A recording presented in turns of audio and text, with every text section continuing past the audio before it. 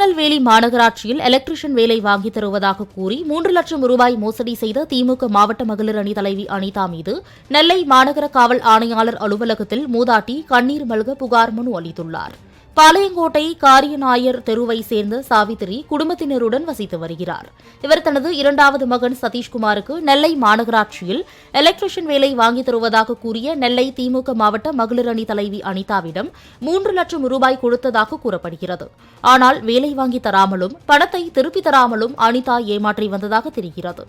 இந்த நிலையில் தனது வேலைக்காக கொடுத்த பணத்தை மீட்டு தரக்கோரி மாநகர ஆணையாளரிடம் சாவித்திரி கண்ணீர் மல்க கோரிக்கை விடுத்தார்.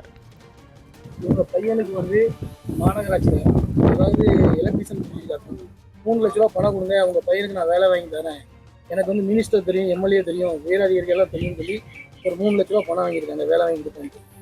இப்போ வரைக்கும் பணமும் கொடுக்கல, வேலையும் வாங்கி கொடுக்கல. இந்த அம்மாவை போய் கேட்டதுக்கு இந்த அம்மாவை மிரட்டுறாங்க. அந்த அனிதாங்கிற பையனும் இந்த அம்மா பணத்தை போய் கேட்டிருக்கு, இனிமேல் பணம் கேட்க வந்தோன்னா உன்னை வெட்டிடுவேன்னு சொல்லி அந்த பையனும் அந்த அம்மாவும் மிரட்டுறாங்க. அதாவது இதுக்கு ஒரு நடவடிக்கை எடுக்கணும்.